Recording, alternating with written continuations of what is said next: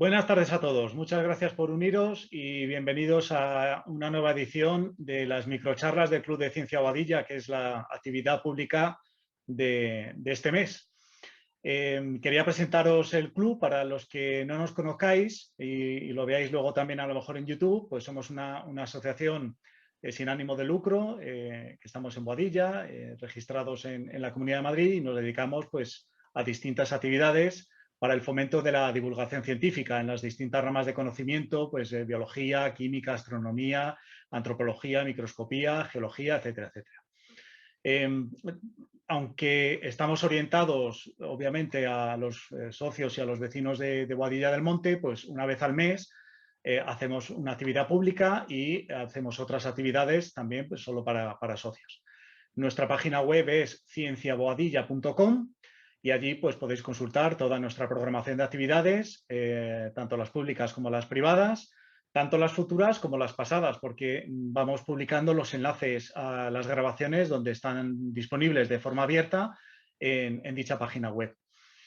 Y bueno, pues como hemos dicho, la actividad de hoy son ya la tercera edición de las microcharlas del Club de Ciencia Boadilla, un pequeño invento que nos hace mucha ilusión hacer de vez en cuando y que consiste pues, en 4 píldoras divulgativas que espero que sean vuestro interés. Son cortitas, de 10 minutos cada una más o menos, y si os parece, pues vamos allá con la primera.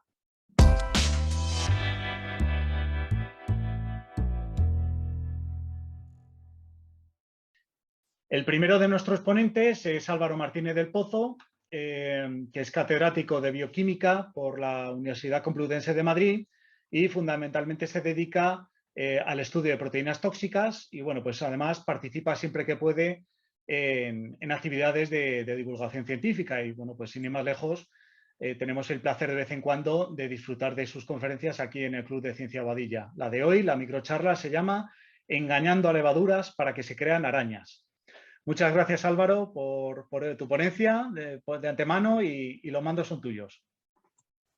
Pues gracias a vosotros por invitarme a estas cosas que a mí me divierten mucho y además me da publicidad. Como ya sabéis que participo en la radio, pues ya me he acostumbrado a poner títulos periodísticos que luego no siempre reflejan lo que en realidad voy a contaros. Aunque sí vamos a hablar de lo que pone en el título, pero un poquito más al final. Para explicar lo que quiero explicar hoy, lo primero que tengo que contar es qué es un plásmido. Si nosotros tenemos una bacteria, la bacteria va a tener su DNA cromosómico, como tenemos todos. En el caso de la bacteria es mucho más chiquitito, y cada vez que la bacteria se divide en dos, este DNA o este ADN se copia por completo y cada bacteria hija hereda la misma información. Pero aparte de esto, las bacterias tienen unos trozos de ADN que van a su aire, que son circulares, mucho más pequeños, que se llaman plásmidos. Y estos no se replican con la bacteria, sino que se replican por su cuenta. De hecho, es el material genético que utilizan las bacterias en lo que podríamos llamar su reproducción sexual. Aquí tenemos, fijaros, esta es la bacteria macho, como se ve porque es mucho más peluda que la hembra, y extiende su aparato sexual, que en este caso se llama un pilus, un pelito, pero que si os fijáis ya quisiera Nacho Vidal, es algo impresionante, y intercambian material genético entre ellas. De esta manera, por ejemplo, adquieren la resistencia a los antibióticos porque muchos de estos plásmidos llevan resistencia a antibióticos. El que descubrió fue Joshua Lederberg, este fenómeno, y recibió el premio Nobel por ello allá por los años 70, y lo menciono porque yo he estado cenando en su casa un par de veces y como lo que se trata es hacerse publicidad, lo que tal vez nos debería decir es que era el presidente, el rector de la universidad en la que yo estaba trabajando entonces en Nueva York e invitaba a todos los científicos, o sea que yo estaba cenando en su casa con 200 personas más, pero bueno, el caso es que está 2 veces cenando con este premio Nobel y 200 personas más. Otra cosa que tengo que recordaros a muchos de vosotros es cómo el ADN se transcribe a ARN y tenemos este famoso, el ARN mensajero, que hablamos hace un momento de las vacunas de Pfizer y Moderna, y es este ARN el que se traduce el mensajero en proteínas, que son las que van a dar la inmunidad en el caso de las vacunas de ARN de Pfizer y Moderna. Pero también esto es lo que ocurre habitualmente en la célula. La información codificada en el ADN se transcribe y se traduce en proteínas. Esto es una cosa que planteó muy al principio ya Francis Crick, que además Francis Crick era un gran publicista, además de un gran científico y un gran pensador. Fijaos que ganó un premio Nobel sin prácticamente haber hecho en su vida un solo experimento, solo a base de pensar y discutir. Discutir en el sentido de los ingleses, discussing, no de discutir, de pelearse. Y entonces él hablaba de que esto era el dogma de la biología molecular e incluso hablaba de la Trinidad, por analogía a la Trinidad de que Dios es trino pero uno, y esto es la Trinidad del dogma de la biología, o el dogma de la Trinidad de la biología molecular. El caso es que mediante ingeniería genética nosotros podemos coger uno de estos plásmidos que tiene una bacteria con una resistencia a un antibiótico concreto y cortarle un trocito y ponerle el gen que yo quiero producir. Es decir, yo puedo modificar muy fácilmente los plásmidos para que carguen con el gen que yo quiera y por tanto producir en bacterias en este caso la proteína que yo quiera. A eso lo vamos a llamar un plásmido recombinante y hoy en los tiempos que corren estos plásmidos son comerciales, los podemos comprar. El plásmido original, luego se puede poner lo que uno quiera. De tal manera que cuando yo tengo este plásmido recombinante, se lo añado unas bacterias, les doy un choque térmico, ¡fua! O a veces un choque eléctrico también, se les puede dar un pulso eléctrico, y algunas captan el plásmido, simplemente porque su membrana sufre problemas de permeabilidad y les entra el plásmido. Pero la mayoría no. Entonces, lo que tengo que hacer ahora es seleccionar aquellas poquitas que sí han captado el plásmido. Y lo que hago es que cojo estas bacterias que tienen el plásmido con mi gen y que tienen una resistencia a antibiótico y las plaqueo, las siembro en la famosa placa Petri. Y con un antibiótico, el antibiótico precisamente al cual es resistente las que tienen el plásmido. Las que no tienen el plásmido pues se mueren porque no aguantan el antibiótico y las que tienen el plásmido crecen.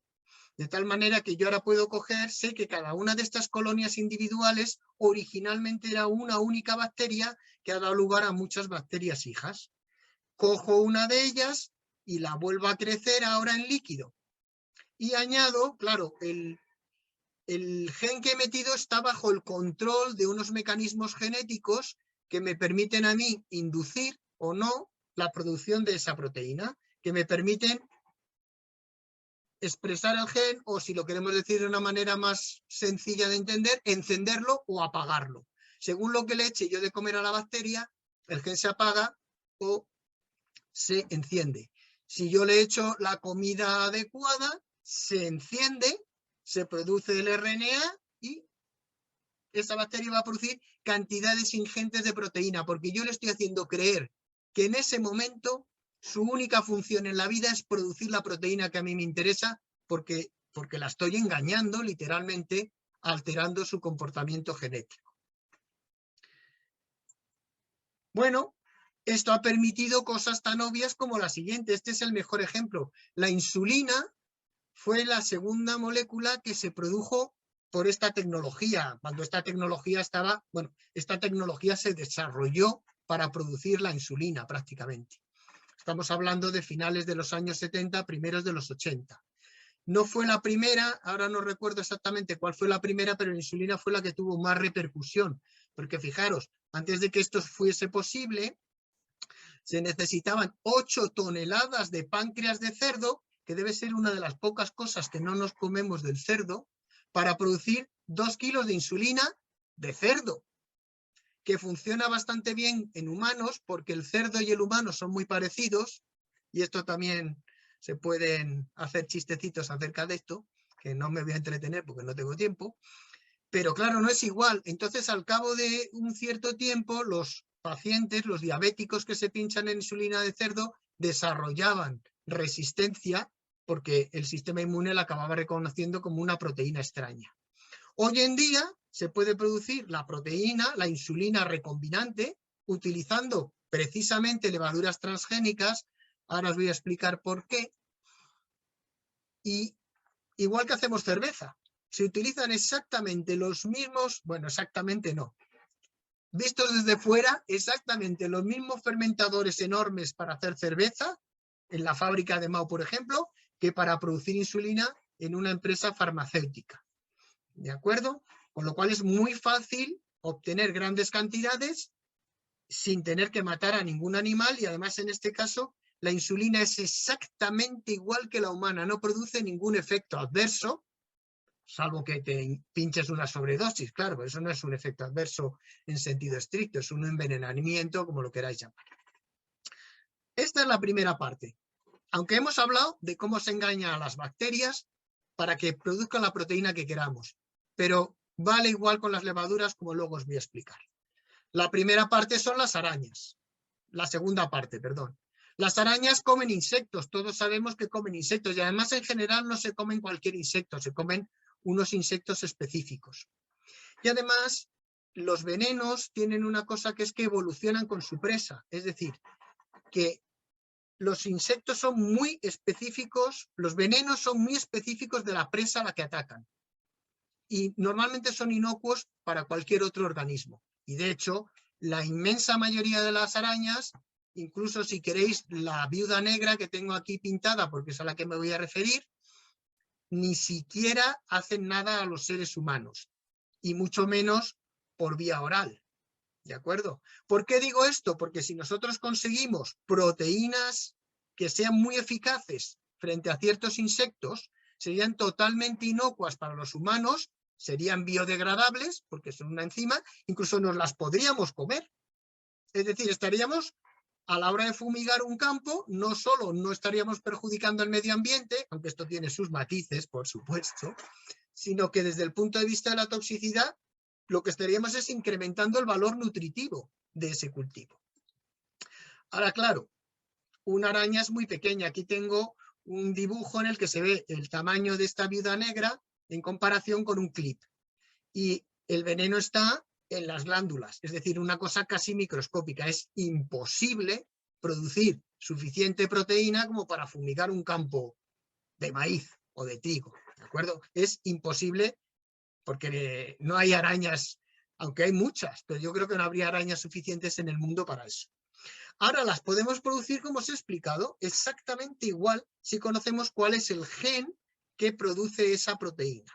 Y lo único es que, como las bacterias son procariotas, no tienen núcleo, y las células de las arañas sí, todos nosotros somos eucariotas, tenemos núcleo, hay pequeñas modificaciones, que ahora sería largo de explicar, que hacen incompatibles ciertos sistemas procariotas y eucariotas, y por eso utilizamos levaduras. Las levaduras son eucariotas, ¿de acuerdo? Y las vamos a engañar igual que a las bacterias. Y la levadura que nosotros estamos utilizando se llama Pichia pastoris, y es una levadura muy curiosa porque es capaz de vivir, de metabolizar, mejor dicho, de vivir utilizando metanol como única fuente de carbono. Por lo visto, en la transformación de metano, esto es metano, en metanol, es muy sencilla.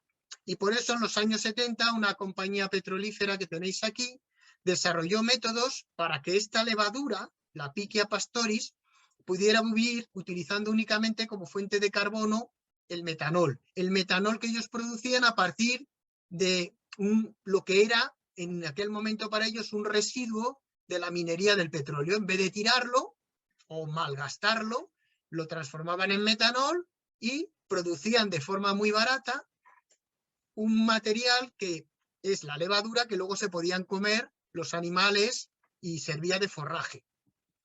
El problema es que vino la crisis petrolífera, que algunos incluso recordamos por la edad, empezó a subir el precio del petróleo y esto se volvió económicamente insostenible. Y además se empezó a utilizar soja, que era mucho más barato. Entonces aquí tenéis semillas de soja.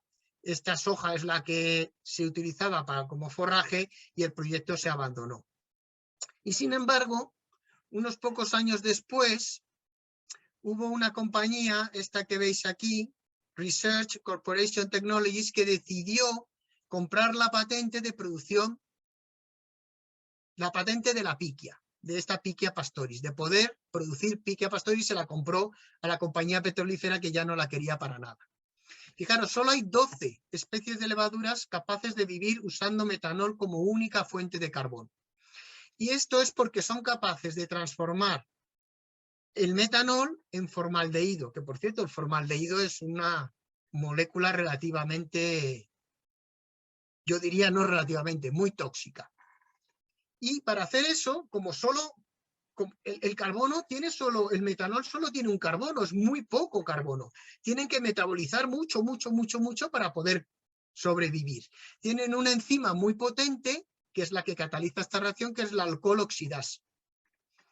Entonces, además, esta levadura es de las que se conocen como GRAS, que quiere decir que generalmente se consideran seguras. Por ejemplo, el ejemplo mejor de este tipo de microorganismos son las bacterias del yogur. Nadie ha hecho ningún ensayo clínico acerca de si las bacterias del yogur son perjudiciales para la salud, porque llevamos tomando yogur desde la noche de los tiempos. Esto lo sabrá mejor Roberto, si los neandertales tomaban o no yogur, yo no lo sé, y nunca ha pasado nada. Pues con esta pasa lo mismo. Por cierto, es una levadura que huele a pies, que tira patadas, o sea que comérnosla no nos la vamos a comer, por lo menos los humanos. Y lo que hizo esta compañía, una vez que tenía la patente, es diseñar un plásmido, como los que hemos hablado antes, que tiene una resistencia a un antibiótico concreto, que es un antibiótico muy bueno para células eucariotas, que tiene una serie de mecanismos de señales que lo que permiten es la replicación en levadura y en bacteria de este trozo de ADN, y que tienen sobre todo, y esto es lo más importante, una señal que es la que utiliza la levadura para que cuando le eches etanol, ella dice, metanol, a lo bestia, aquí tengo que producir alcohol oxidasa como sea, porque es lo único que tengo para comer. ¿De acuerdo? Y a eso le han añadido lo que llamamos un péptido señal, que lo que hace esto que llaman aquí alfa factor es que la proteína de interés no solo se produce, sino que sale al exterior de la levadura.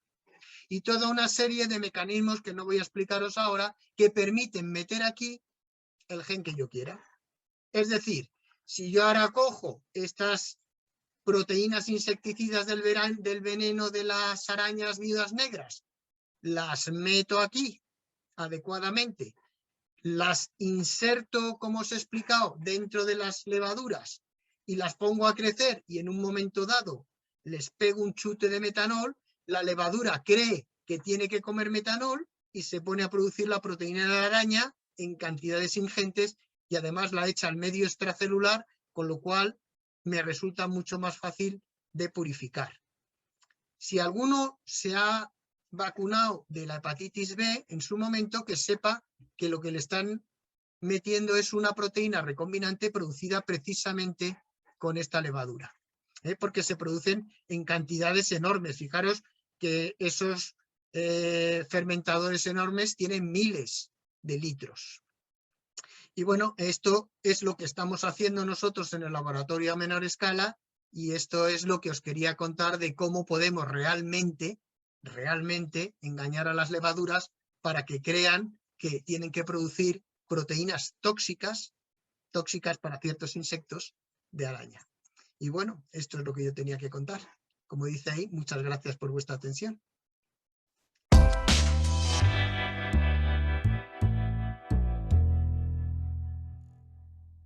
A continuación, después de Álvaro, va a intervenir Julio Rodríguez. Julio Rodríguez es licenciado en matemáticas y ha trabajado toda su vida en empresas de software como Oracle y como SAP con aplicaciones y corporativas. Como parte de sus hobbies, ha manejado software y hardware libre con diversos fines, desde hacer una consola de videojuegos, controlar distintos tipos de drones o diversas utilidades para la astronomía, como es el caso de lo que nos va a contar esta tarde, precisamente. Así que sin más preámbulo, Julio, todo tuyo. Muchas gracias, Eduardo. Como podéis ver, el título de hoy es la realidad virtual en astronomía y, bueno, pues el objetivo, yo siempre me planteo charlas, además siempre me toca hablar detrás de Álvaro, que habla de investigaciones científicas de lo más punteras, y yo hablo de cosas totalmente básicas y cotidianas, ¿no? Pero bueno, también os diré de dónde ha venido esta charla, ¿no? Lo que voy a hacer hoy es contaros en qué consiste esta tecnología. Es una tecnología que tenemos todos en el bolsillo, son los móviles, y combinándolos con algunos artilugios como las gafas, estas 3D para móviles, nos van a permitir disfrutar de esa realidad virtual y sacarle jugo en algunas experiencias relacionadas con la astronomía. Algo que no sé si todo el mundo sabe o mucha gente sabe es que dentro de nuestros móviles hay unos dispositivos que se llaman giróscopos, ¿de acuerdo? En la inmensa mayoría, no en todos, me refiero sobre todo en los smartphones, y yo diría que los smartphones de unos años para acá, ¿no? Prácticamente en todos yo creo que está. En algunos antiguos no estaban, pero en general todos está. El giróscopo, para el que no lo conozca, es un dispositivo que nos permite conocer la posición de un objeto, ¿no? Y reacciona ante el cambio de la posición y de la situación. Usando esa información y combinándola o bien con un vídeo 3D o 360, mejor dicho, o con una aplicación que genere esa información 360, nos va a permitir poder situar en el espacio y poder reaccionar ante un movimiento, un cambio de situación. Con estas gafas lo que permiten o lo que vamos a hacer es aislar nuestra visión a la visión que vamos a poder producir en el móvil y reaccionar de tal manera que cuando movemos la cabeza nos va a mostrar un cambio de perspectiva que nos va a dar esa sensación de envolvente, ¿vale? Dicho esto, ¿de dónde surgió esta charla, ¿no? ¿Y de dónde surgió lo que os estoy contando hoy? Bueno, pues precisamente en la charla anterior os estuve hablando de impresión 3D para la astronomía y de algunos aspectos, como por ejemplo algunos recursos como esta página web, la verdad es que maravillosa, que cada vez que siempre le sacamos alguna utilidad extra, ¿no? Que se llama trek.nasa.gov, ¿de acuerdo? Y es la web de la NASA que nos da acceso a una serie de recursos sobre distintos objetos celestes del sistema solar, ¿no? En concreto, en la Luna. Nos permite ver el mapa de la Luna y si pulsamos cuando entramos en esta web, en estas 3 rayas, lo que nos va a permitir es realizar una serie de acciones sobre la Luna y sobre este mapa. Entonces, nos va a permitir calcular distancias, hacer un perfil de elevación marcando en este terreno un determinado camino, un determinado segmento. El de la generación del fichero 3D que hablamos en su día en la pasada edición, y también lo que vamos a hablar hoy, que es generar esta experiencia de realidad virtual Trek, ¿de acuerdo? Entonces, si pinchamos en esta opción, lo siguiente que nos propondrá es que pinchemos en el mapa en un par de puntos o más, generando un camino poligonal, y justo cuando acabemos, en el último punto le damos al botón del lado derecho y lo que nos permitirá es generar un código QR que tendremos que leer con nuestro móvil. Aquí tengo un vídeo para que veáis un poco el procedimiento, que lo que va a hacer es que el móvil, al reconocer este código QR, va a ir a una página creada en ese momento desde la web de la NASA con ese recorrido virtual sobre la Luna, ¿vale? Entonces, cuando lo ponemos y si giramos nuestro móvil, nos va a hacer una visualización en 2 pantallas para que lo podamos ver con algunos de estos dispositivos y podamos tener esa experiencia de sobrevolar la Luna de un punto a otro, pues montados en una nave espacial, ¿de acuerdo? Bien, esta misma tecnología la tenemos en un montón de casos prácticos a través de YouTube. Si buscamos por VR360 nos van a salir multitud de recursos. Muchos, la inmensa mayoría, nada relacionados con la astronomía. Pero hay algunas cosas bastante interesantes para, bueno, pues a todos aquellos que os gusten la ciencia o, bueno, algunas experiencias relacionadas con la ciencia y otras no tanto, ¿no? Pero hay cosas muy chulas. Y si, por ejemplo, ponéis VR360 Orbit, en mi caso, no sé si así lo hacéis vosotros, os saldrá como primera opción, hay un vídeo de la BBC que es una experiencia virtual que te permite darte un baño inmerso en la Estación Espacial Internacional e incluso hacer una EVA, ¿no? una actividad extravehicular en la misma. La verdad es que, bueno, os invito a que lo veáis porque está curioso. Otra cosa importante, sobre todo para los que no conozcáis, porque habrá algunos que diréis, pero ¿qué me está contando? ¿Qué nos está contando este hombre? Si esto es más viejo que la tos y lo conoce todo el mundo. Pero bueno, los que no lo conozcáis, si os llama la atención y queráis hacerlo, es algo que recomiendo vivamente. Yo lo hice con mis padres y la verdad es que les gustó mucho. Todo el mundo que lo prueba, la verdad es que le gusta. La primera vez es importante que permanezcáis sentados porque sí es cierto que esa experiencia envolvente y sobre todo si hay algún movimiento, pues te puede provocar que o bien que te marees o bien que te desorientes y te inclines sin darte cuenta y te caigas, porque además sientes la gravedad y ha habido casos de gente que se ha caído. Simplemente que lo tengáis en cuenta. Luego, usando toda esta tecnología, hay otra serie de aplicaciones, las más útiles y más usadas por todos y todos los que tengáis un mínimo de pasión o de afición a la astronomía, seguramente los conozcáis, son los atlas que te permiten, usando estos giróscopos, orientar correctamente el mapa en el cielo, ¿de acuerdo? Algunos, incluso con la posibilidad de poder mezclar la visión, que de eso hablaremos en el siguiente punto, que es la visión, la realidad aumentada, y te permiten pues visualizar tanto el cielo, la realidad, como esa representación virtual del cielo con más información, ¿vale? Entre las aplicaciones, que se me olvida comentarlo, pues por ejemplo, Sky Safari es una de las más populares, hay un montón.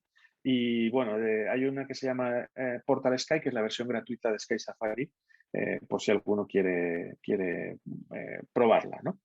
Luego, como os comentaba, está el otro aspecto de la realidad aumentada. Entonces, aquí hay dos vertientes, os voy a enseñar dos casos.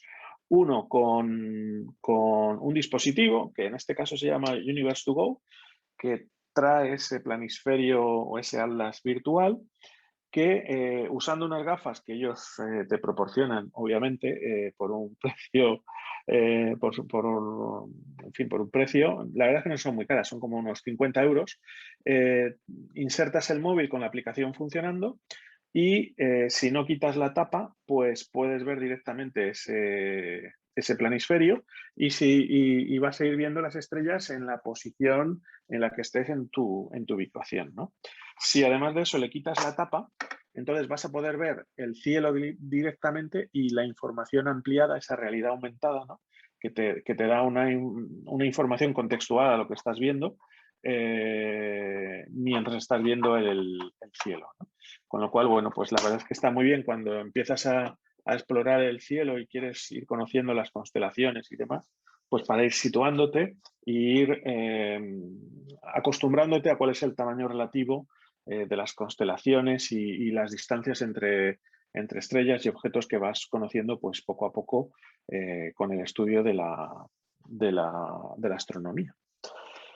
Y luego hay otra aplicación que se llama Photopills, no es estrictamente de astronomía, está dedicada a la fotografía, es súper completa, esta es de pago, además no es barata para lo que son las aplicaciones, pero bueno, la verdad es que para la funcionalidad que ofrece yo sencillamente os la recomiendo vivamente, ¿no? Y entonces te sirve para muchas cosas, entre otras planificar tanto la aparición del Sol, de la Luna, de la Vía Láctea e incluso lo que llaman las fotografías estas de rastros de estrellas, ¿no? Con lo cual te sitúa y te coloca más o menos el polo norte o el polo sur celeste e incluso te permite en esa realidad aumentada donde estás viendo la realidad a través de la cámara de tu dispositivo, enriquecido, como aparece en la pantalla, con la información o bien de por dónde va a estar la Vía Láctea a la hora de planificar una fotografía para luego por la noche o lo que sea, ¿no?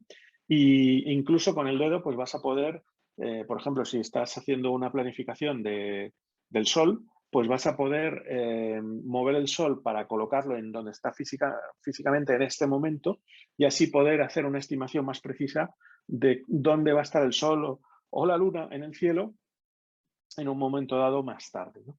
Con lo cual, bueno, pues también es interesante. Y bueno, pues eso es lo que os he preparado hoy en estos 10 minutos, que creo que sí, 10:40, con lo cual espero que sea de vuestro interés. Muchas gracias. Muchas gracias a ti. De verdad que ha sido muy interesante.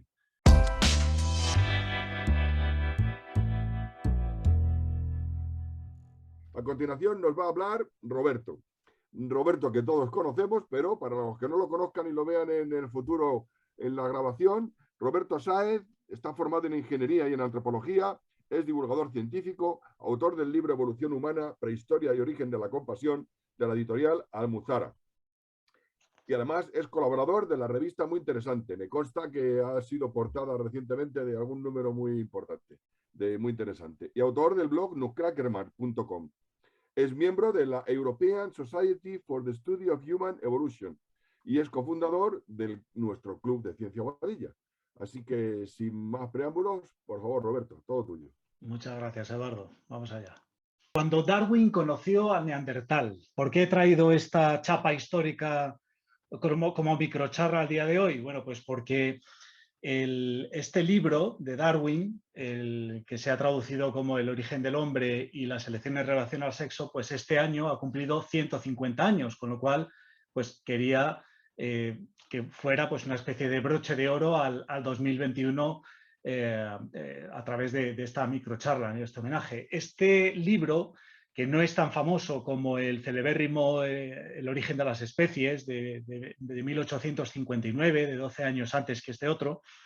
Bueno, sin embargo, en El origen de las especies pasó muy de puntillas por la evolución humana. Simplemente la única mención que hizo fue esa que os pongo aquí, ¿no? Que a través de estos trabajos, él decía, se proyectará luz sobre el origen del hombre y su historia. Sin embargo, en El origen del hombre, en 1871, ya pues, tocó bastantes claves que en este momento pues a lo mejor nos parecen bastante triviales, pero en aquel momento pues eran un paso muy importante para el entendimiento de del origen del hombre, de la evolución humana, ¿no? Por ejemplo, ¿qué son los humanos? Bueno, pues él aterrizó un poco qué somos, ¿no? Vertebrados, mamíferos y primates, pero descendientes de un ancestro común con el resto de primates y además una única y misma especie, todos los humanos actuales que vivimos. Habló de la evolución cultural como un motor muy importante para el progreso y una fuente también de variación actual. La cooperación en el sentido moral, que nos distingue como principal factor del resto de los animales. También habló del sobresaliente cambio evolutivo que supuso la aparición de sistemas sociales que ayudaban a las madres a tener bebés humanos totalmente desvalidos y frágiles, y eso pues permitió construir núcleos sociales, grupos de ayuda alrededor de esa actividad. Estableció el origen de los humanos en África, cosa no baladí para el contexto científico de la época. Y bueno, pues se preguntaba por qué nosotros, observando la gran diferencia, sobre todo en la cabeza, en el cerebro, en la capacidad y en el tamaño del cerebro con respecto a otros primates. Pero 15 años antes de la publicación de este libro se había descubierto el neandertal. Entonces, bueno, pues os preguntaréis tal vez, ¿conoció Darwin al neandertal? Bueno, pues de eso va la microcharla, ¿no?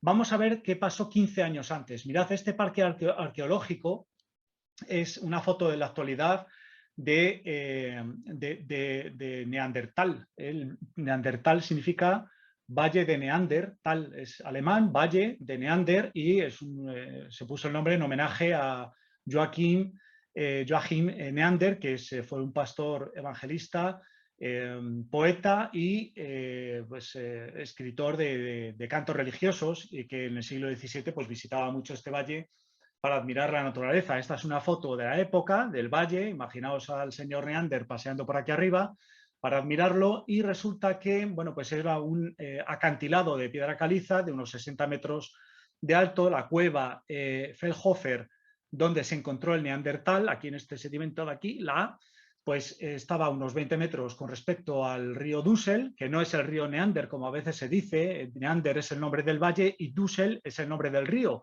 que da nombre precisamente a la cercana ciudad de Düsseldorf. Bueno, pues en esta cueva de Feldhofer es donde los trabajos de cantera para utilizar la piedra caliza permitieron recuperar un esqueleto, prácticamente, seguramente estaría completo, pero los trabajadores pues lo desecharon y junto con el resto de escombros pues lo echaron a la escombrera de valle abajo, ¿no?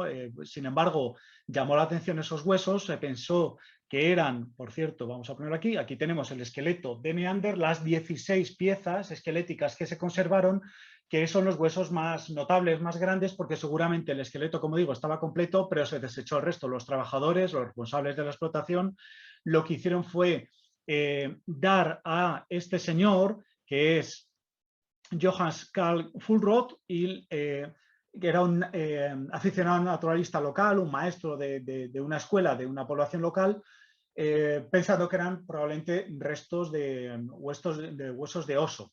Sin embargo, Fulroth supo distinguir que eran restos humanos, que eran extraordinarios en cuanto a las características, la frente huidiza, los arcos supraorbitales, la robustez de los huesos, y supo valorar la importancia. Hizo un dibujo muy interesante del cráneo y volvió a Feldhofer a estudiar la cueva, pero ya no había más, ya no encontró más restos. Lo que hizo fue ponerse en contacto con este otro caballero, Hermann Schaffhausen, que este ya era un académico del Departamento de Anatomía de la Universidad de Bonn para estudiarlo. Y pues también su diagnóstico fue bastante atinado. Era uno de los, fijaos, así como Fulroth hizo una publicación en el 57, pero no se atrevió a mojarse mucho, ¿no? sobre qué significaba, ¿no? Era pues, un artículo muy prudente, pues, con una descripción anatómica, poco más.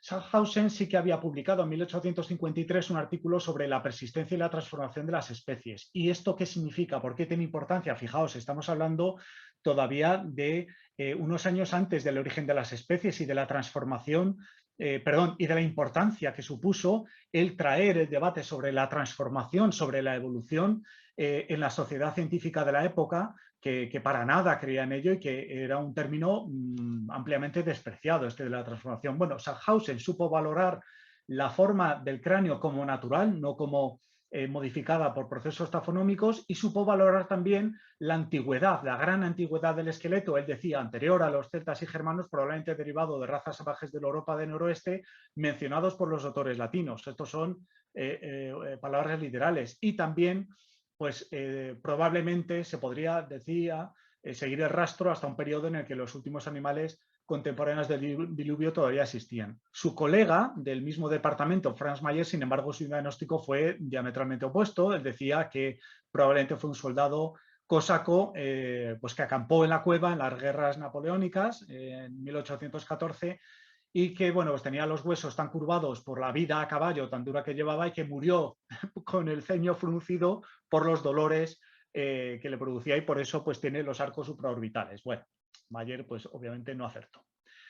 ¿Pero es el primer neandertal? No, no fue el primer neandertal. Fijaos, en 1829 en Inji, en Bélgica, ya se había descubierto un cráneo infantil, y además el descubridor que lo había diagnosticado, Schmerling, hizo un diagnóstico pues, bastante también acertado en cuanto a la antigüedad, porque en la misma cueva se habían encontrado restos de mamús, de osos de las cavernas y de rinoceronte lanudo, y él supo entender que era un humano contemporáneo a esas especies extinguidas.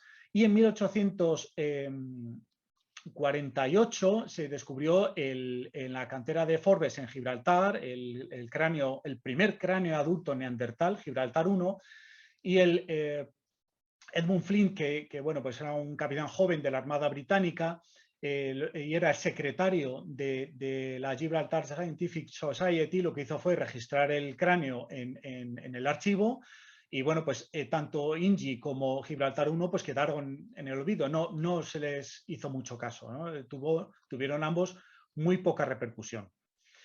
Fue Charles Lyell el que en 1860 fue a ver, por invitación de Fulrott, acordaos, el académico, perdón, el naturalista aficionado que estudió por primera vez Neander, le invitó a viajar a visitar la cueva desde Reino Unido a la cueva de Neander, desde Londres fue allí, confirmó, como buen geólogo que era, la antigüedad del sedimento, supo ver esa antigüedad y llevó 2 moldes, uno el del cráneo infantil de Inge, que había visitado anteriormente, pero no supo entender ese cráneo, no supo diagnosticarlo, y también un molde de Effelhofer a Londres, a su amigo biólogo Thomas Huxley, que supo ver que eran la misma especie, que eran contemporáneos y que eran muy antiguos. Pero ese además, en 1863, antes de la publicación de Homo neanderthalensis, en su obra Evidence as to Mind Players in Nature,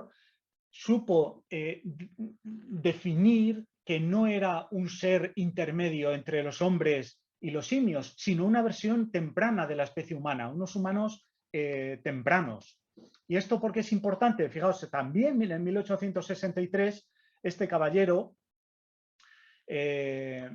William King, se hizo de alguna forma que no se sabe con un molde de Neander 1, del cráneo de Effelhofer, y en 1863 en el Congreso de la Academia Británica para el Progreso para el Avance de la Ciencia, que estaba en Newcastle, él presentó sus conclusiones verbalmente, sus conclusiones sobre este cráneo, y lo supo distinguir muy bien. Un cráneo alargado, la forma de melón que tienen los cráneos neandertales, ovalado.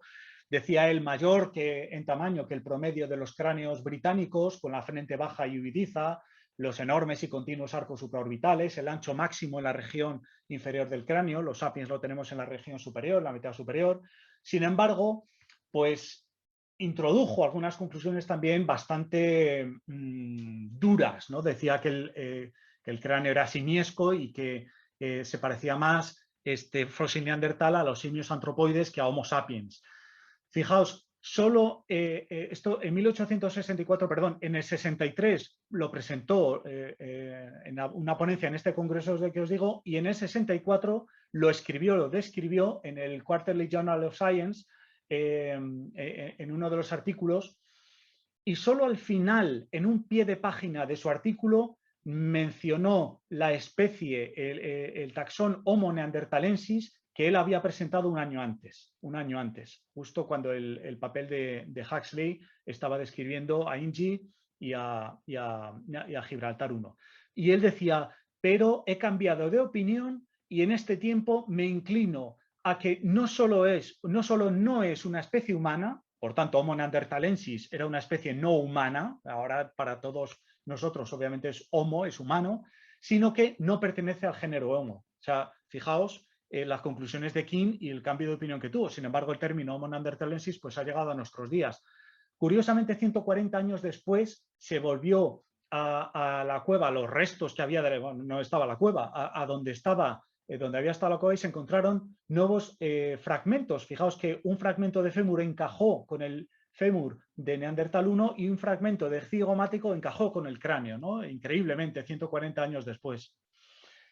¿Y Darwin qué pinta en todo esto? Bueno, pues fijaos, este caballero, zoólogo, George Baske, británico, había hecho la traducción al inglés de los papeles de Schaffhausen y de Fulrott, describiendo el cráneo de Neander 1. Por tanto, le llamó la atención y se acordó que había oído hablar del cráneo de Gibraltar y se carteaba con el paleontólogo Hugh Falconer, y estos dos eran amigos de Darwin. Bueno, se cartearon, y además una curiosidad es que Calpe, que es el nombre en latín del peñón de Gibraltar, bueno, pues se cartearon utilizando una propuesta del nombre Homo calpicus para los neandertal, para Homo neanderthalensis, ¿no? Antes de la definición de Homo neanderthalensis formal que hizo William King. Por tanto, pues si hubiera progresado Homo calpicus en lugar de Homo neanderthalensis, pues a lo mejor les estaríamos llamando los calpianos en lugar de los neandertales. El caso es que, fijaos, en 1864 ellos pidieron el cráneo, que se lo enviaran desde Gibraltar, y lo presentaron en el mismo congreso que King había presentado Homo neanderthalensis, pero al año siguiente, en 1864. Y este congreso no pudo asistir Darwin, que lo tenía previsto, porque se encontraba enfermo. En los últimos años de su vida estaba delicado en salud. Sin embargo, Falconer y Lyell le llevaron el cráneo a casa de su cuñada donde él estaba enfermo. Estamos hablando de 64, 8 años antes de su fallecimiento de Darwin.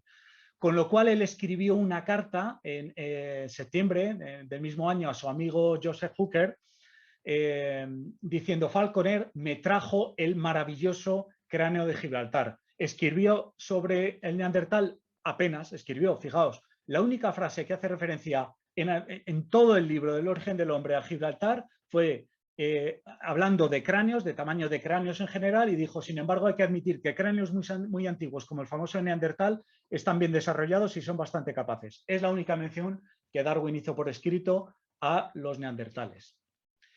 Y nada más, hasta aquí llego. Aquí tenéis referencias por si las queréis luego consultar, y espero que os haya gustado.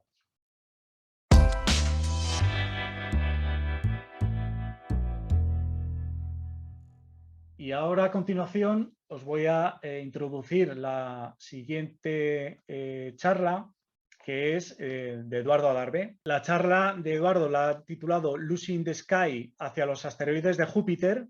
Ya veréis ahora por qué, un título curiosísimo. Eduardo Adarve es analista clínico y divulgador científico. Ha sido profesor asociado en la Facultad de Farmacia y fue directivo de varias empresas. Fundó la empresa Quimigen en 1992, que dirigió hasta 2018. Y es cofundador y presidente del Club de Ciencia Boadilla. Así que, Eduardo, muchas gracias y adelante. Muchas gracias, Roberto. Bueno, pues muchas gracias a todos. Volvemos a la ciencia aplicada. 2 de ciencia básica y 2 de ciencia aplicada. Esta tarde yo os voy a hablar de Lucy, Lucy in the Sky. En concreto vamos a hablar de la sonda Lucy, una sonda que ha lanzado la NASA para estudiar los asteroides troyanos de Júpiter. Hablaremos de la propia sonda, de qué son los asteroides, tipos de asteroides, otros cuerpos que hay en órbita solar, qué asteroides se han explorado hasta ahora, qué son los puntos de Lagrange, cuál será la trayectoria de la sonda Lucy, y finalmente hablaremos brevemente de la misión DART de defensa contra los asteroides. Bien, el 16 de noviembre, no, eso no, ha sido en octubre, perdonad, o el 16, no, ha sido el 16 de noviembre. Se ha lanzado una sonda, la sonda Lucy, para estudiar. Se ha lanzado en un cohete Atlas V desde Cabo Cañaveral, en Florida, para investigar y explorar la naturaleza de los asteroides troyanos de Júpiter. Aquí vemos una fotografía de un esquema de la sonda. La sonda tiene aproximadamente 14 metros de lado a lado. Utiliza 2 paneles cercanos a 6 y pico, casi 7 metros de diámetro, de paneles solares de última generación para obtener su energía, aunque lleva varios cientos de kilos de combustible para las maniobras de dirección fina de su trayectoria. ¿Por qué se le ha llamado Lucy? Pues se le ha llamado Lucy en honor a este fósil, al esqueleto del Australopithecus afarensis, que encontró en 1974 el paleontólogo Donald Johansson en la región de Afar, en Etiopía, y se le puso el nombre de Australopithecus afarensis. ¿Y por qué es importante? Bueno, pues porque realmente reescribió la historia de la evolución humana. A partir de entonces se revolucionó completamente los conceptos que había y las hipótesis que había sobre el origen del ser humano. Y se le ha puesto Lucy a esta sonda porque se espera que la información que suministre sobre la naturaleza de los asteroides que va a visitar, pues también sea una verdadera revolución en cuanto a las hipótesis que se tienen actualmente sobre el origen de cómo se formaron los planetas del sistema solar. ¿Qué son los asteroides? Decimos que Lucy va a estudiar asteroides de Júpiter. Pues, ¿qué son los asteroides? Los asteroides son cuerpos que están en órbita alrededor del Sol, es decir, no son satélites de ningún planeta, son cuerpos que están en órbita alrededor del Sol, con naturaleza o bien carbonácea, o bien metálicos, o rocosos, y que tienen un tamaño que oscila. Son mayores de 50 metros, pero menores que un planeta. Son planetesimales. ¿Por qué son importantes? Pues porque se cree que los asteroides son los restos del material que formó los planetas hace 4.500 millones de años en el sistema solar. Aquí tenemos una fotografía de un asteroide, el asteroide Ida, de 56 kilómetros de tamaño, y de su satélite. Los asteroides, algunos tienen satélites, se les llama asteroides binarios, su satélite dáctil, que tiene 1,5 kilómetros de diámetro. Entonces se piensa que son los restos de esas partes que, según las hipótesis actuales, se formaron uniéndose, se fueron uniendo y formaron los planetas del sistema solar. ¿Qué tipos de asteroides hay? Pues se les puede clasificar, se les clasifica actualmente los científicos o bien por su composición o por su ubicación en el sistema solar. Por su composición nos encontramos con los asteroides de tipo C, son ricos en carbono y son aproximadamente el 75% de los asteroides que se conocen. Los de tipo S son ricos en silicatos de hierro y magnesio, son el 17% de los que se conocen, y el resto pues son de otros tipos. Fundamentalmente el tipo M, que son metálicos, con aleaciones de níquel y de hierro, y hay pues de tipo D, ricos en carbono, de tipo E, ricos en silicatos, de tipos P, R y T, cuya composición no se conoce bien actualmente. Aquí vemos fotografías de los diferentes tipos, del tipo C Matilde, Eros del tipo S e Itokawa del tipo M, pero como veis por las fotografías, su apariencia es igual. Se conoce su composición por estudios de espectrometría a través de la luz que reflejan y es captada por nuestros telescopios y nuestros espectrógrafos. ¿Qué tipos de asteroides hay por su composición en el sistema solar? Bueno, pues nos encontramos, lo primero es los asteroides del cinturón principal de asteroides, que es un cinturón, como vemos aquí, es este cinturón, que está en órbita alrededor del Sol y están entre la órbita de Marte y la órbita de Júpiter. Es el típico cinturón de asteroides que vemos en las películas de ciencia ficción cuando dicen hemos llegado, cuidado que hemos llegado a un campo de asteroides, y están todos allí juntitos los asteroides y empiezan a esquivarlo con la nave. Pues eso está muy bien en las películas, pero en la realidad no es así. En ese cinturón de asteroides se piensa que hay aproximadamente 1 billón de asteroides y toda su masa conjunta es equivalente al 4% de la masa de la Luna, de nuestra Luna. Es decir, tampoco se puede pensar en la hipótesis que al principio se pensaba que eran los restos de un planeta que no llegó a formarse porque la influencia gravitacional de Júpiter no dejó que se formara. Pues sería un planeta muy pequeñito, porque como os digo, toda la masa conjunta de todos los asteroides es el 4% de la masa de la Luna. Y además están tan lejos el uno del otro que si estuviéramos en un asteroide, el cinturón principal, para ver el asteroide más cercano que tuviéramos, necesitaríamos un telescopio. No ya digo a simple vista verlo lejos. No, para verlo haría falta un telescopio.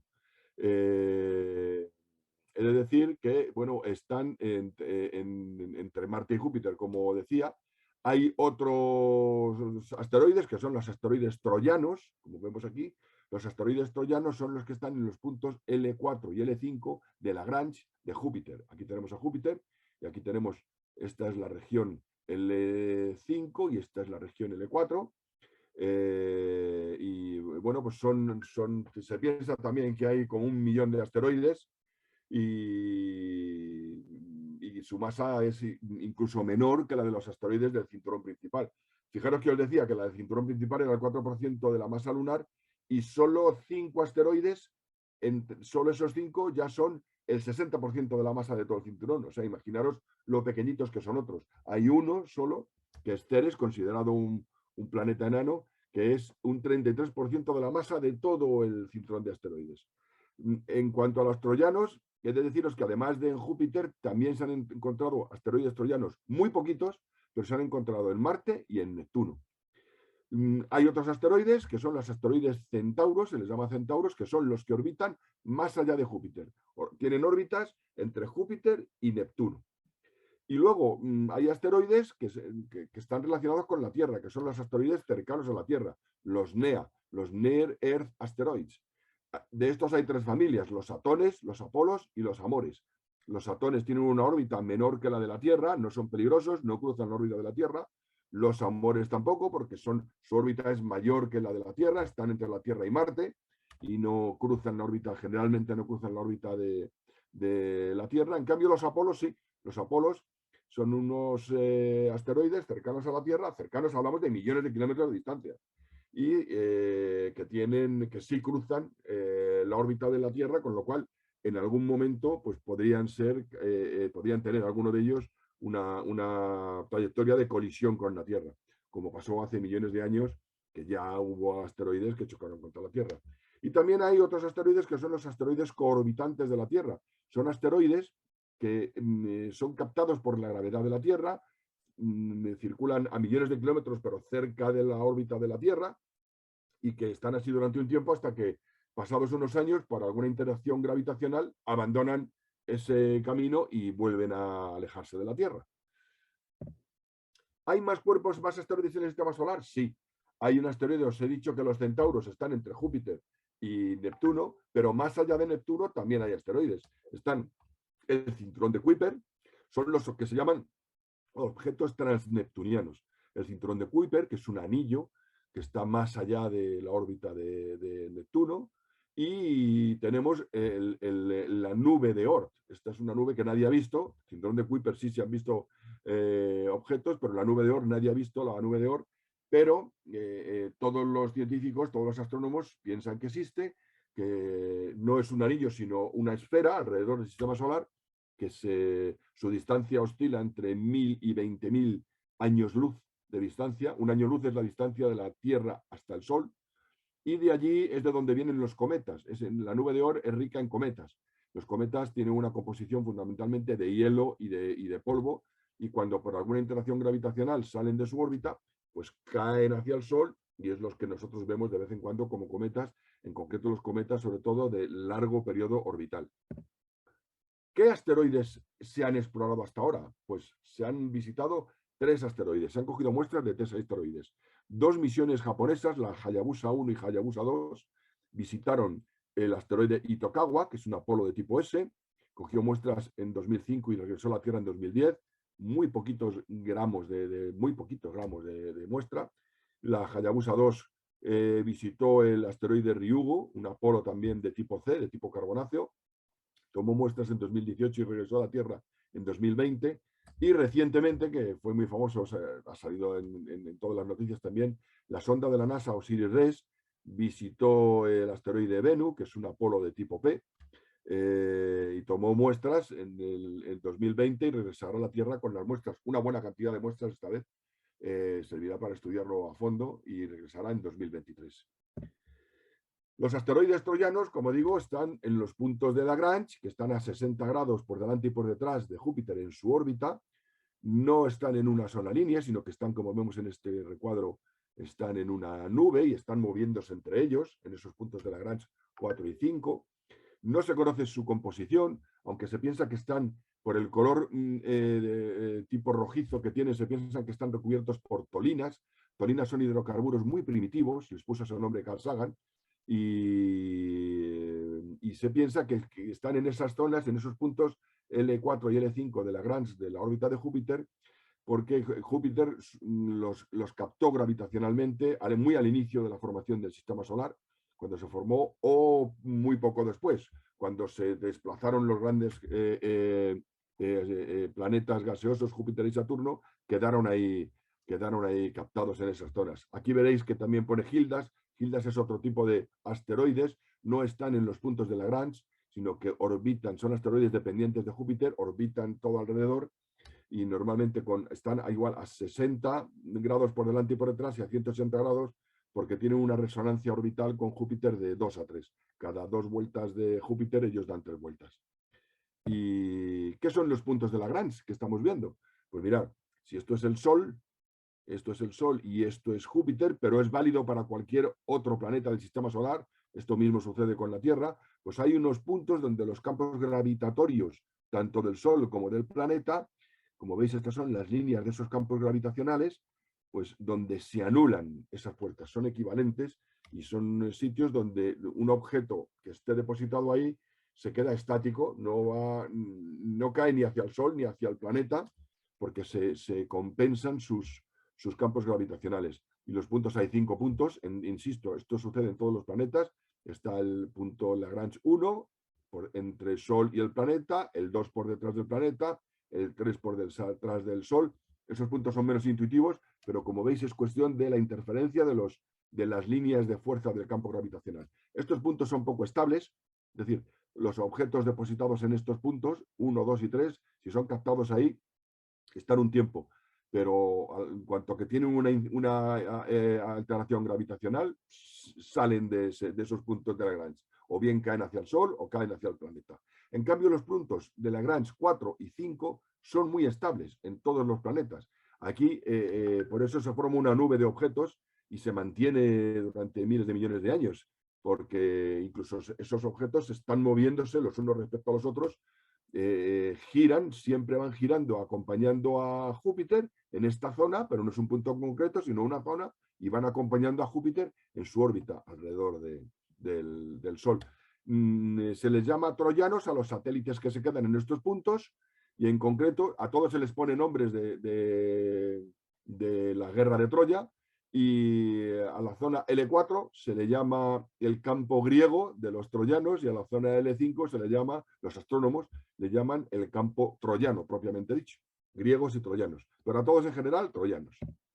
¿Cuál es la trayectoria que va a seguir la sonda Lucy? Pues la sonda Lucy salió en noviembre, como digo, de la Tierra, dará 2 vueltas alrededor del Sol, apoyándose gravitacionalmente en la Tierra, y desde ahí, en el segundo paso cercano a la Tierra, saldrá impulsado hacia el campo de los troyanos, hacia el campo griego de los troyanos, que es el L4, los que van por delante de Júpiter. Allí en el camino se encontrará con un asteroide del cinturón principal, que precisamente se le llama el asteroide Donald Johanson, todo junto, que se le puso el nombre en honor al descubridor de Lucy, del Australopithecus afarensis.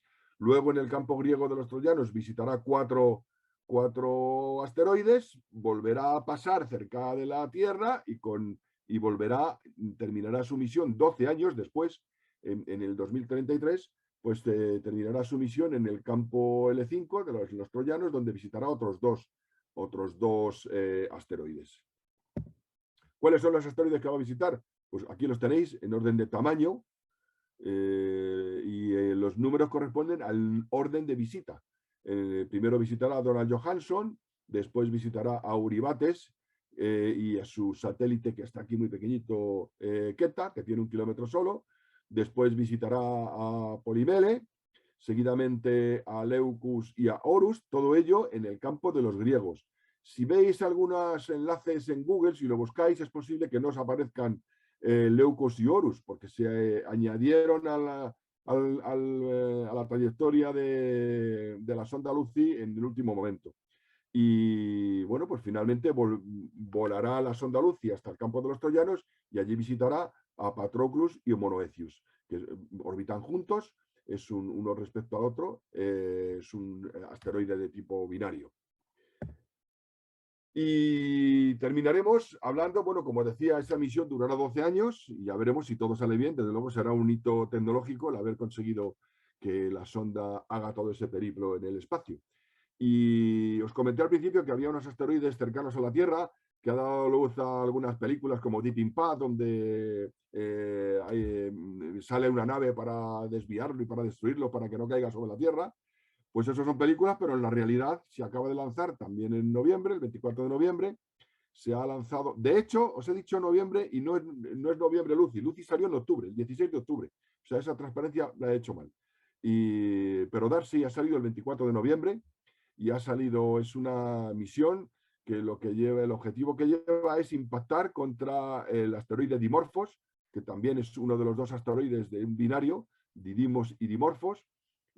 Chocará en octubre del 2022 y lo que se pretende es ver, como se conoce la masa de este asteroide Dimorphos, es muy pequeñito, tiene 1 millón de toneladas métricas, y se conoce la energía con la que va a impactar pues se va a estudiar si se ha sido capaz de desviar, como veis aquí la línea azul pequeñita, se espera que sea capaz de desviar ligeramente a una nueva trayectoria de órbita, Dimorphos.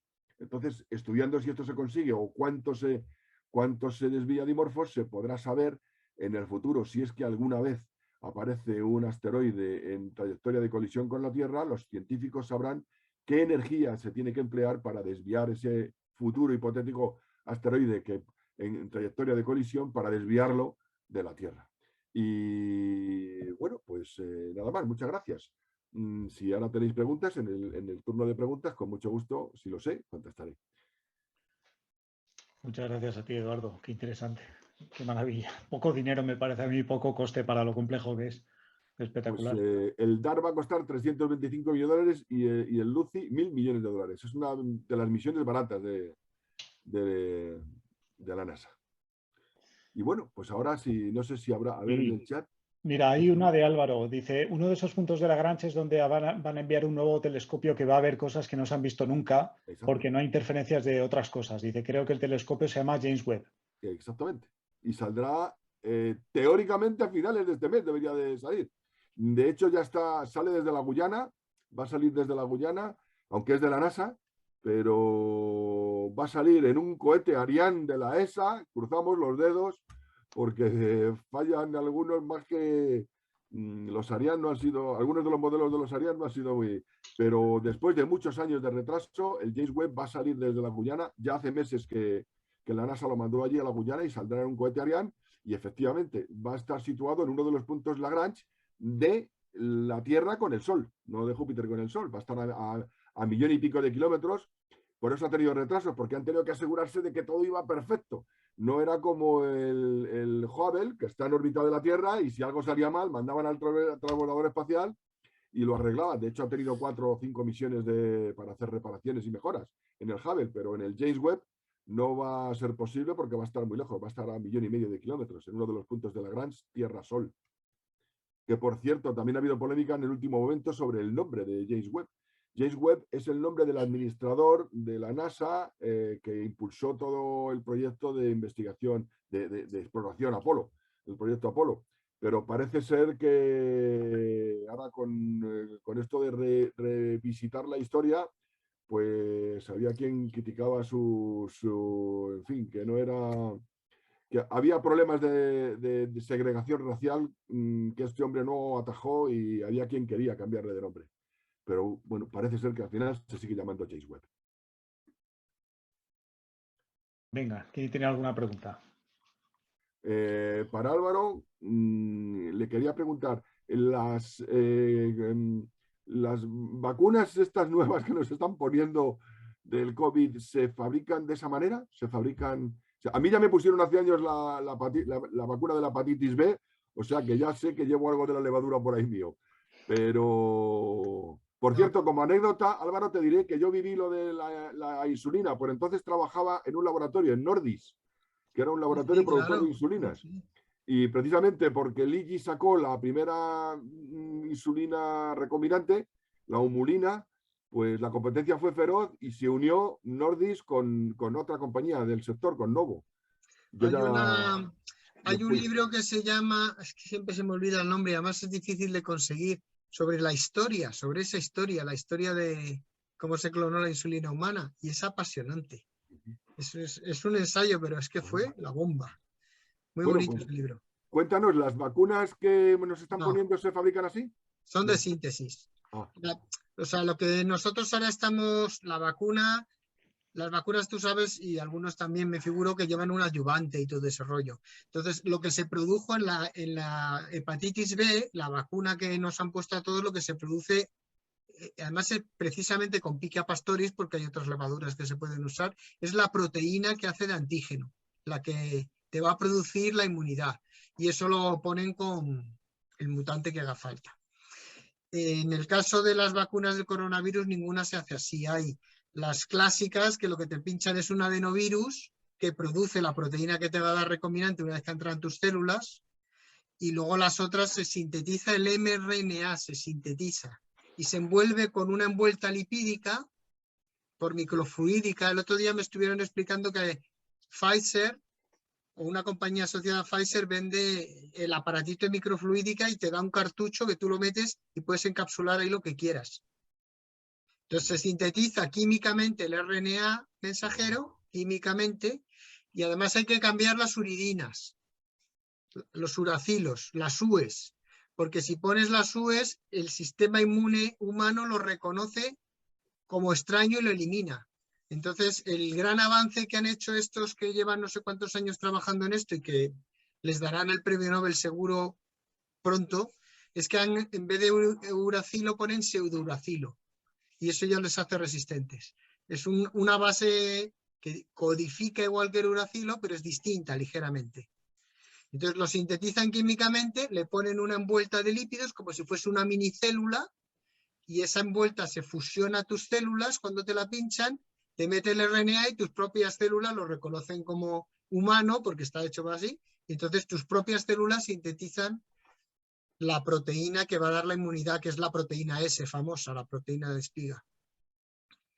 Esto es muy simplificado, yo el detalle fino tampoco lo conozco. Sí, El detalle fino no se conoce incluso porque es una patente, claro. Claro.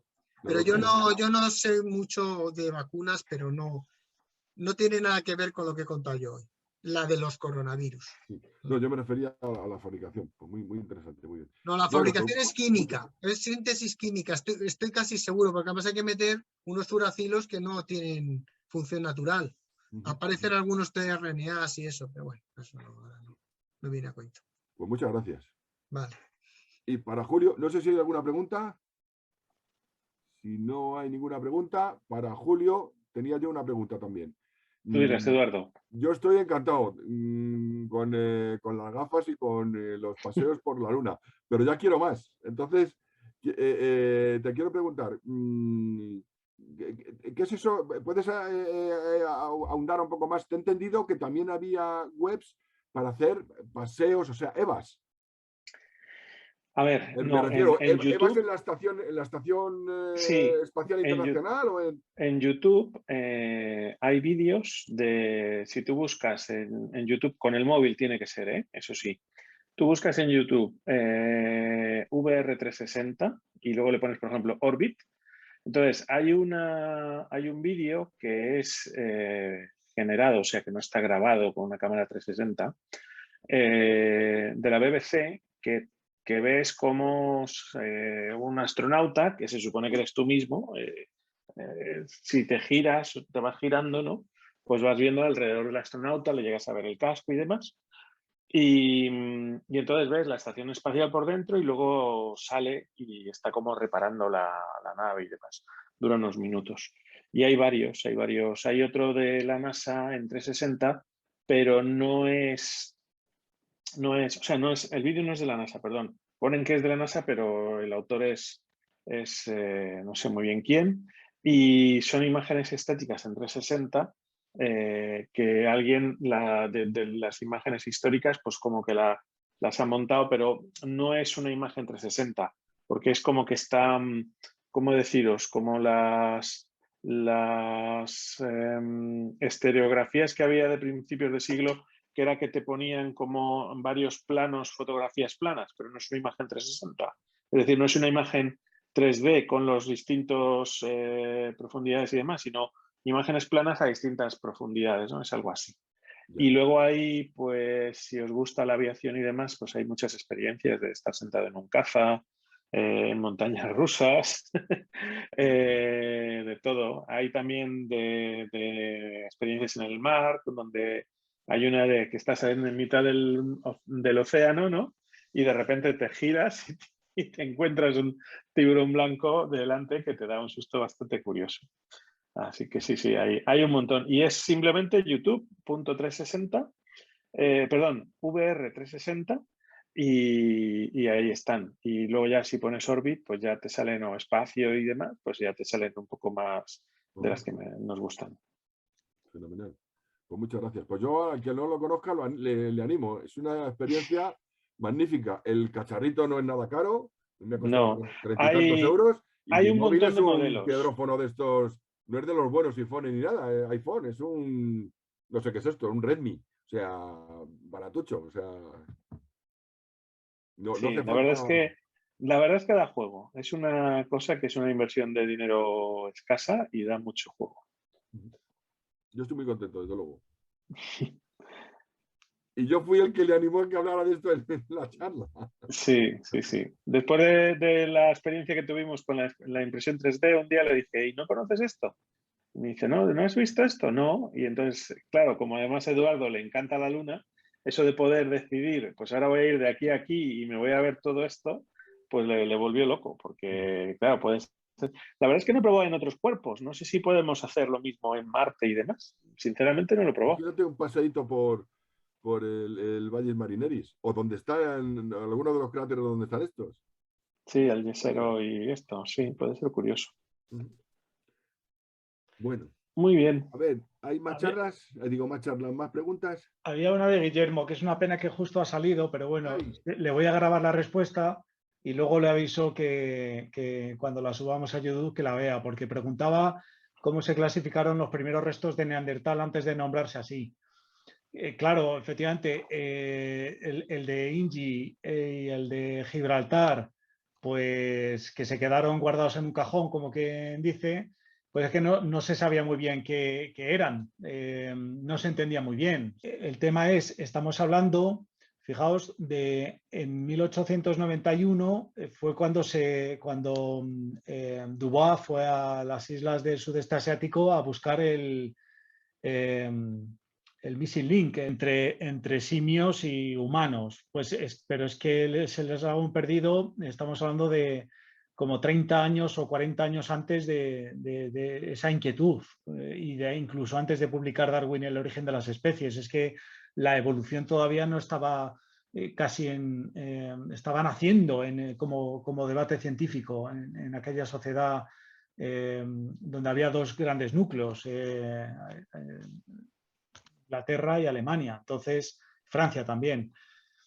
Con lo cual, pues no se sabía muy bien. Gibraltar pillaba un poco lejos, no hubo una comunicación, no había WhatsApp, con lo cual no hubo una comunicación muy fluida de que se había encontrado y tal. Y bueno, pues sí que permitió luego a algunos pues acordarse de aquel fósil y llevárselo a Londres en el 64, una vez que habían escuchado sobre el cráneo de Neander y no antes. Con lo cual, pues es que no se clasificaron como humanos dudosos. No se sabía muy bien qué hacer con esos dos cráneos. Muy bien. Hay una pregunta hay dos preguntas de Ana. En el chat nos ha puesto, bueno, pues que gracias por las charlas, mejoran los viernes. Muchas gracias a ti también, Ana, por participar. Y hay una pregunta para Álvaro y otra para Roberto. Para Álvaro le pregunta, ¿la proteína se inserta en la célula mediante la técnica de CRISPR? Álvaro. Perdón, sí. Ana te pregunta. CRISPR no tiene nada que ver con esto. La proteína se utilizan enzimas de restricción, cortar y pegar. Incluso ahora ya hay empresas que tú puedes encargar el plásmido como tú lo quieras. Si tienes dinero le puedes decir, hazme este plásmido con esta secuencia, con esta ordenación de los nucleótidos. No, CRISPR, lo que hace CRISPR es muy distinto. Se mete dentro de la célula y modifica in situ el ADN de esa célula, siguiendo con un patrón que tiene de ARN. Ana hacía otra pregunta, muchas gracias Álvaro. Ana hacía otra pregunta para Roberto y preguntaba, ¿los restos en el valle de Neander fueron los primeros de homínidos que se hallaron en Europa? Sí, bueno, los de Neandertal, de Inji, de Bélgica, de 1829 y de Gibraltar, de 1848. Y luego el de Neander fue el tercero, de 1856. Pero el primero que le dio nombre a la especie, Homo neanderthalensis.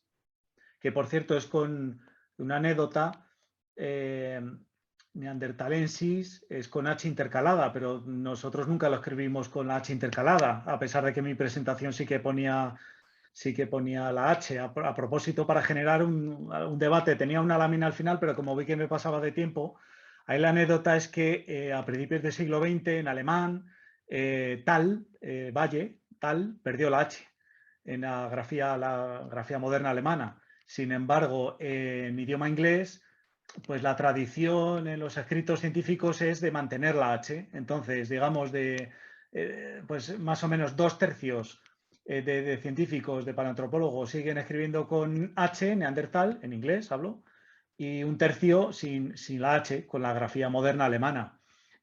Por supuesto, el nombre de la especie es con H, porque la nomenclatura zoológica sí lo establece, o sea que da igual, aunque hubiera desaparecido el nombre geográfico, pues, digamos, el nombre de especie se mantiene tal cual se definió, eso no varía, ¿no?